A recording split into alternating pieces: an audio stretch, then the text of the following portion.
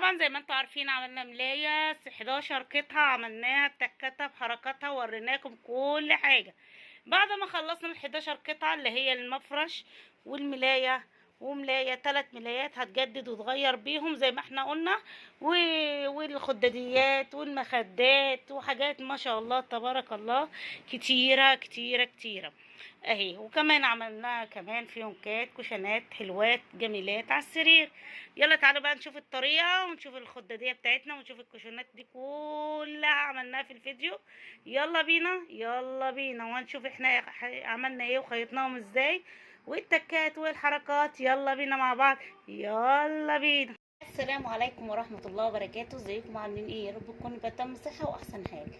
معاكم اسماء مصطفى من قناه جدد وغير مع عيله الميو، والنهارده هنعمل معاكم شكل جديد خداديه ان شاء الله. هي هتكون بسيطه جدا جدا جدا، لان احنا هنعمل شويه فيونكات كده هتجملها وتخلي طقم الملايات ينطق من غير اي حاجه.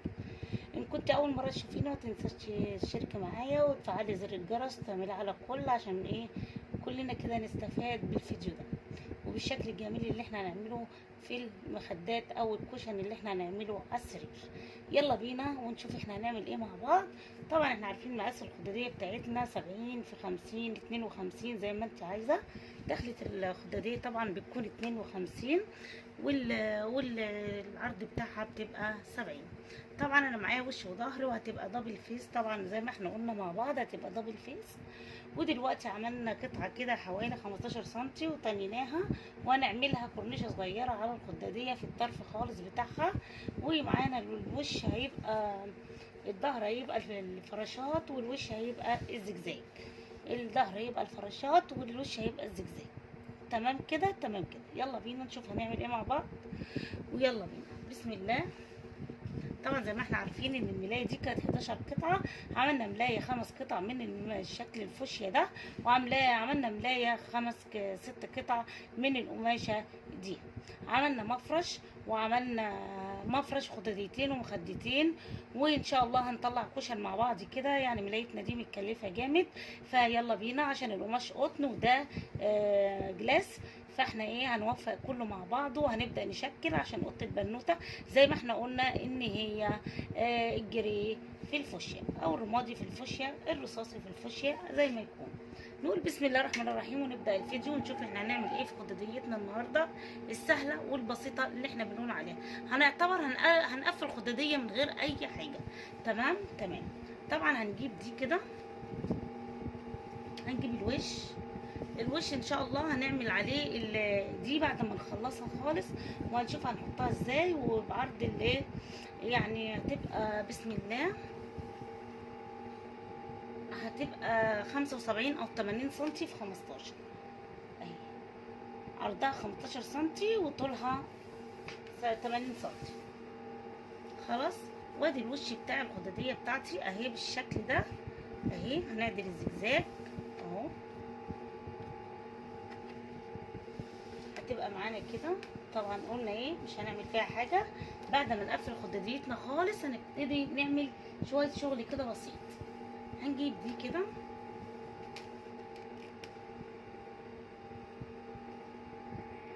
اول حاجه اعملها هاجي من وش الخداديه بتاعتي كده اهو، هاتني تانية في تانية كده عشان تبقى جميله ونضيفه معايا بالشكل ده.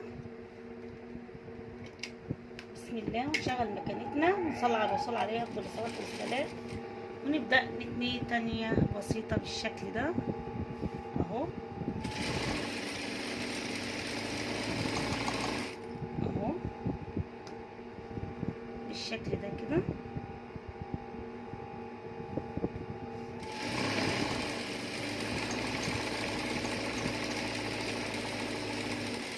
بس كده هطلعها من تحت المكنة بالشكل ده كده. ده الوش بتاعي اللي هو 53 عشان حبايبي المبتدئين، طبعا 53 في 70 بالشكل ده. وهجيب القلاب بتاعي وهجيب خداديتي كده، وده كان الظهر اهو. الظهر بتاعي اهو، قلنا هنعملها دبل فيس يا جماعه. وهجيب القلاب بتاعي بالشكل ده اهو.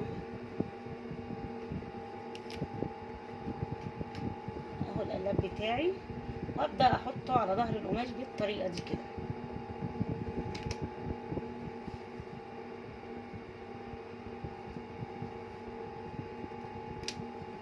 بسم الله. خليكي معايا بقى عشان تكمله الفيديو تكون حلوه قوي ان شاء الله. وابدا اخيط بالطريقه دي اهو.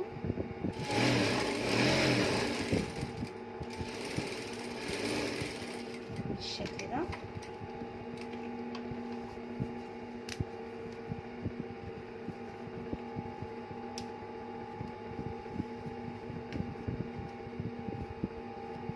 فتل بقى مع الهوا عشان البكره دي جديده، فايه مطلعه فتل كده شويه كده معايا اهو.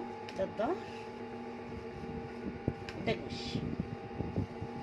هاجي هنا في الوش ان شاء الله هعمل حاجه بسيطه بس. دلوقتي جبت قطعه من الستان، طبعا همسك الخداديه بتاعتي دي كده واعملها بالنص كده واحط علامه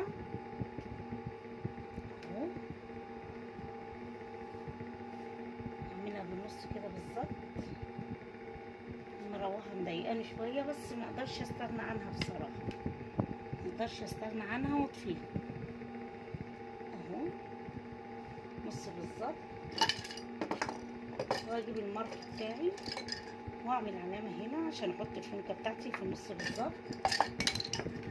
عملتها 4 ارباع كده بالشكل ده تمام كده. هرجع افردها بالطريقه دي اهي واعملها كده وادخلها في النص هنا كده. هي هتطلع عند الزاويه كده بالظبط.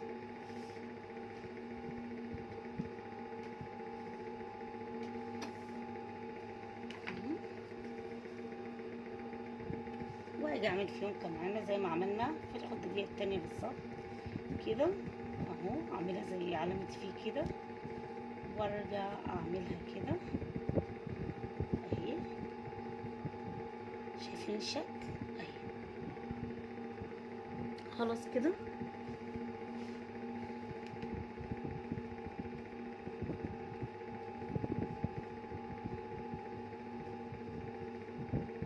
اهي. واخيطها على طول كده.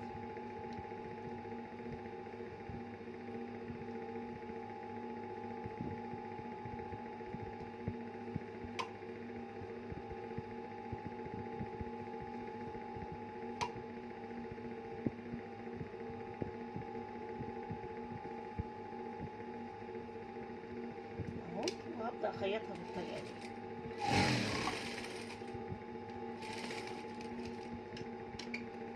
اهي.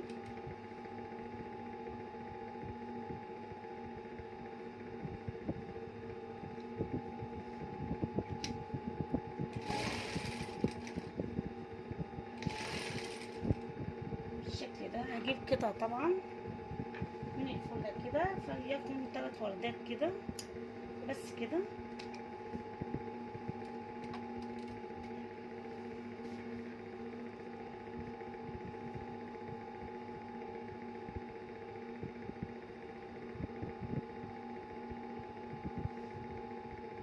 اهو. بسم الله.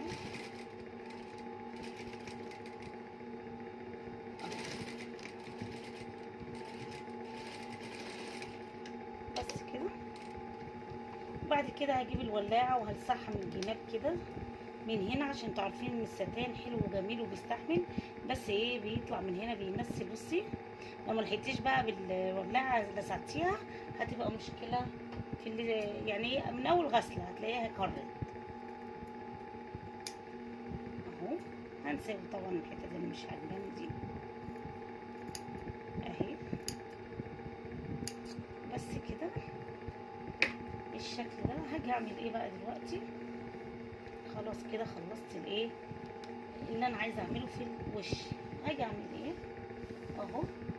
اجيب طبعا الظهر اللي انا خيطته وجهزته اهو وهبدا اعملها بالطريقه دي كده. المروحه بصراحه اهو. وهجيب ادي الوش اللي انا قلت هنعملها دبل فيس اهو. والناحيه دي هتكون ساده خالص ما فيهاش اي حاجه وهبدا احط الاتنين على بعض بالطريقه دي اهو، الوش على الوش بالطريقه دي اهو، الوش على الوش. خلاص كده اهو، الوش على الوش. وارجع انزل القلاب بتاعي كده اهو، واظبط بقى كل حاجه على بعضيها بالطريقه دي. هسيب مسافه ايه 2 سنتي من هنا او سنتي مش مشكله، او صباع اهو، صباع. خلاص. وهبدا اعمل كده وانزل القلاب بتاعي بالطريقه دي اهو، واسمي الله وادخل خدديتي كده تحت المكنه بتاعتي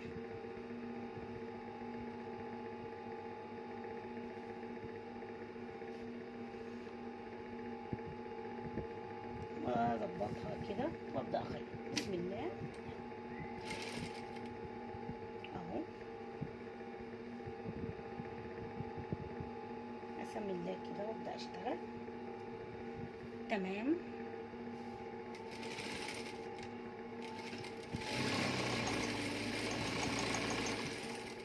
اهو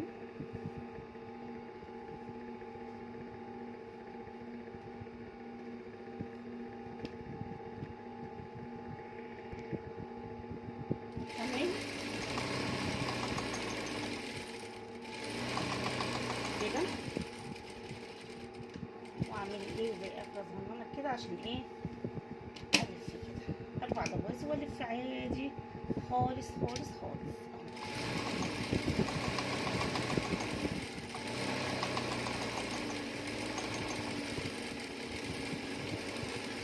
عشان طول الفيديو، عشان انا مش حابه اطول. هعمل الاتجاه اللي فاضل ده ونرجع ونشوف هنعمل ايه تاني. هنعدل الخداديه مع بعض كده اهو، بعد طبعا ما نضفت الحروف كلها من اي زوايد كانت معايا اهو، وابدا اعدلها بالشكل ده كده اهو. الخداديه بتاعتي قدامكم اهي بعد ما عدلتها طبعا بالشكل ده اهو، وادي القلاب بتاعي كله تمام التمام اهو.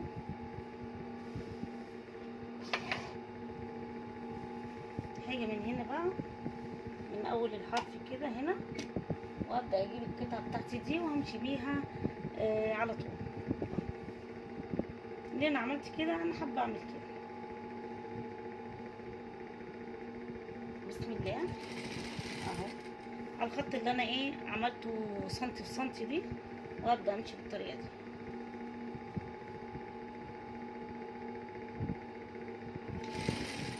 وابدا اعمل كسر كده على طول بالشكل ده كشكل جمالي. يلا وخلاص.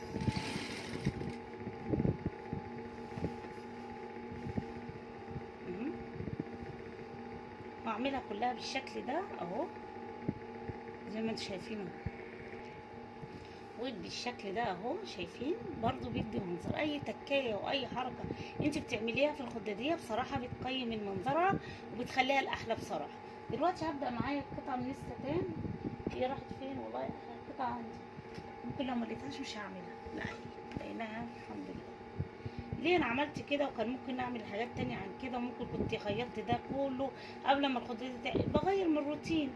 اصل احنا كله اسطمبه واحده نعمل كده ونعمل كده، فانا بغير بقى في الروتين شويه او مش شكل. هاتني دي كده لجوه وابدا احطها بالشكل ده كده، وابتديت احط قطعه الستان على حرف الكورنيشه اللي انا عملتها في الاخر دي اهي. بس انا مش عايزه اطول عشان لسه قدامنا شكل جديد هنعمله ان شاء الله في خداديه صغيره او كوشن كده على السرير زي السرير التركي كده بالظبط. انا ايه زي ما انتم شايفين هحطها على الحرف بالطريقه دي وارجع اخيطها من هنا، وكده يبقى خلصت خداديتنا. وبكده يبقى خلصنا خداديتنا بالشكل ده اهي اهي زي ما انتم شايفين كده. وهنمشي عليها بالمكوى ان شاء الله. يلا بقى نشوف هنعمل ايه تاني مع بعض. هنفصل بقى مكانتنا ويلا بينا.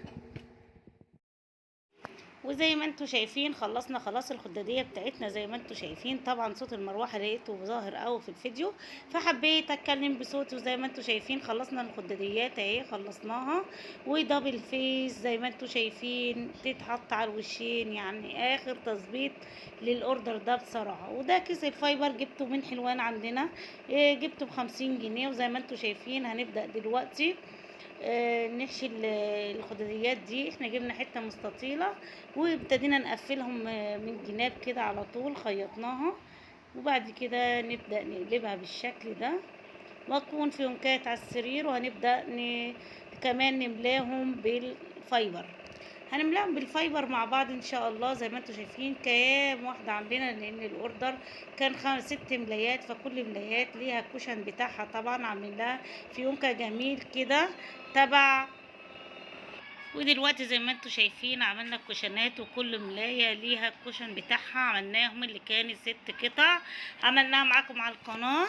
ودي كانت المفرش، والقطعة المقلمة دي اللي كانت المفرش. والسادة اللي اصفر اللي قدامنا، او كان مش عارفة لونها ايه بالظبط، مدي على دهبي شوية، اللي كانت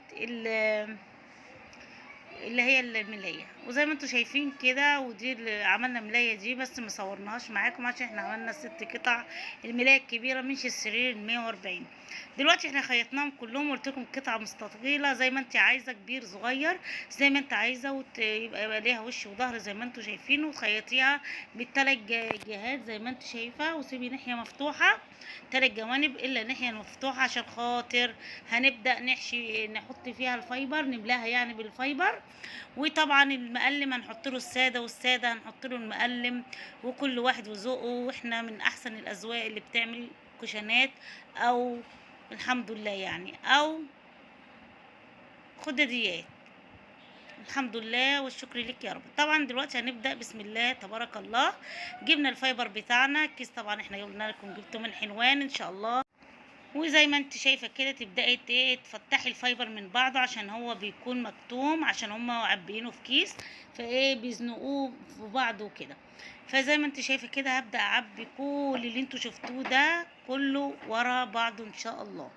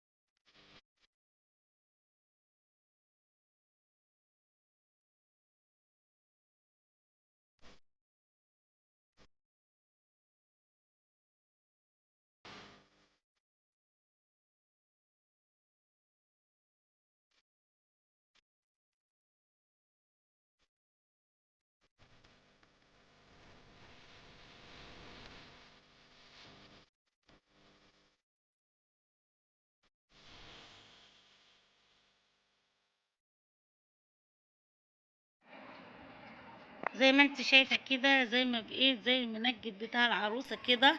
وعملت كذا واحده من الكوشنات او الفيونكات اللي احنا عملناها. هنلضم الابره عادي خالص خالص.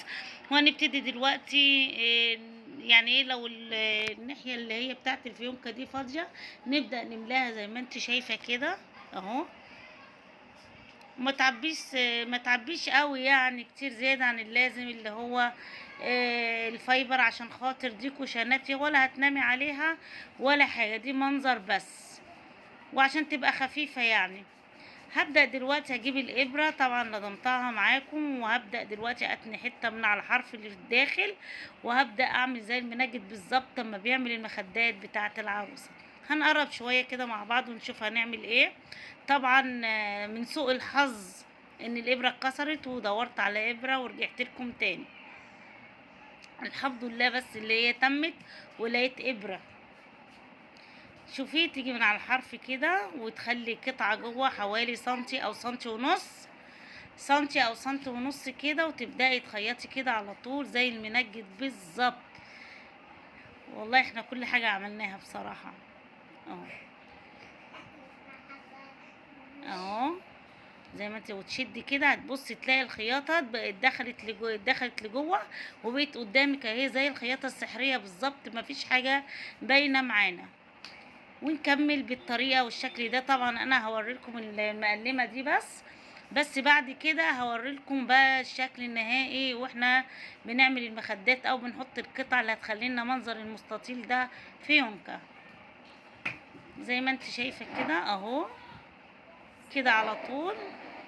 بصي الخياطه جميله وتحفه ازاي، مش باينه ان انا مخيطه ولا اي حاجه، لان الخياطه دي اسمها الخياطه السحريه، ان انتي بتخيطي وتضمي الحاجه على بعضها وتقفليها، بس ما بتبانش معاكي ان هي خياطه من فوق قدام كده، يعني قدامك كده تحس ان الحاجه دي متخيطه قبل كده، قبل ما انا اعبيها وكده. بصي مش لازم تبقى منفوخه زياده عن اللازم، عشان احنا لسه هنجيب رباط ونعمل شكل الفيونكه، عشان احنا ما عمل يعني ايه دلوقتي. لحد دلوقتي باينه معانا ان هي خداديه قطعه مستقيمه زي ما انت شايفه كده. كل حركات والتكات كلها عندنا في قناه جدد وغير مع عائله الميم. وان وصلت معايا لحد كده ما تنسيناش في اللايك والسبسكرايب واعملي شير عشان كل يستفاد معانا. وبكده اخر الطرف اهو برضو زي ما احنا شغالين اهو خياطة كده. بعد ما عملنا التانية وتخيطي وبعد كده تشد الخيط هتلاقيها لمت معاكي، والخياطة الناحيتين جم على بعض بالطريقة دي وبقوا شكلهم جميل بالشكل ده اهو زي ما انت شايفة كده كل حاجة قدامي. زي ما انت شفتوا كده خياطة سحرية. سحرية دي ولا مش سحرية يا بتوع المدارس؟ سحرية دي ولا مش سحرية؟ شكلنا هنكملها تسجيل. وزي ما انتوا شايفين جبت القطعه اللي انا خيطتها اللي هي 10 سنتي او 15 سنتي وتنيتها من الجهتين كده، واحاول افضي الحته اللي في النص كده اهو عشان المها بالطريقه دي، واحط الحته الساده القطعه الساده من ضمن الملايه برضو اللي هي الملايه الست قطع، وابدا المها كده. والحته اللي فيها شراشيب دي هخليها من الداخل واخيط خياطه حلوه وسحريه برضو عشان يبقى شغل نظيف وجميل، عشان خاطر انا مش عشان خاطر حد اهو. والله فعلا بيتعبوا. انا لو عملت كنت فصلت بليتين ولا عملت دول بصراحة، فعلا خدوا مجهود ووقت كبير قوي قوي قوي. يعني انت تخيطي وترجعي تقلبي وبعد كده ترجعي تدخلي الفايبر تعبيهم فايبر وبعد كده ترجعي تخيطي الخياطة السحرية، وبعد كده مجهود بصراحة جامد جدا. واحنا عبيناهم فايبر. انا ساعة ما عملتهم لاولادي كنت عاملاهم ببواقي القماش، ودي حلوة، بس دي الفايبر احلى طبعا علشان خاطر تقدري تغسليهم عادي مع الملايات وينشفوا عادي مع الملايات وترجعي تحطيهم على سريرك تاني. هبدأ دلوقتي اجيب الابرة بتاعتي والم دلوقتي واقفل القطعة اللي هي طلعت لي شكل الفيونكة. على فكرة الابرة هتتكسر تاني اهو اهو زي ما انت شايفة. بحاول بقدر الامكان ان الابرة ما تتكسرش، بس ايه هتتكسر برضو. انا كنت عشان اتكسرت مني ابرة التانية برضو هتتكسر. يلا الحمد لله قدر الله ما شاء فعل.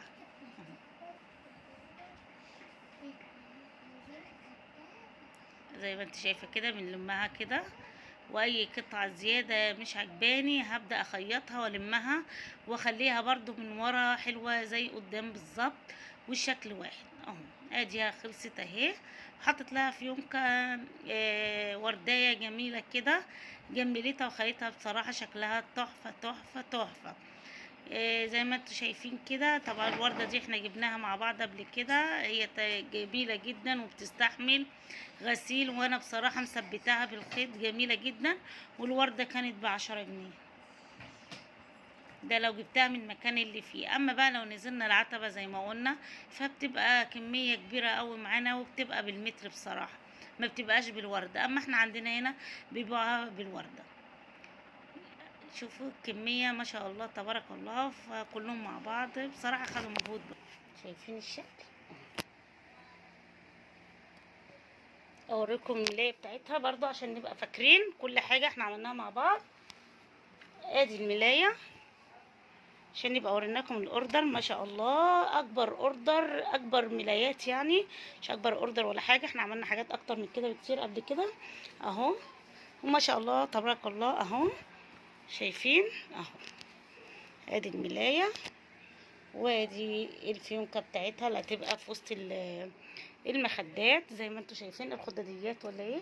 وادي الملايه الفوشيا، وزي ما انتوا شايفين، وهيجددوا ويغيروا بقى زي ما هم عايزين. وادي خلاص خلصنا وخلصنا، وزي ما انتوا شايفين الشكل اهو.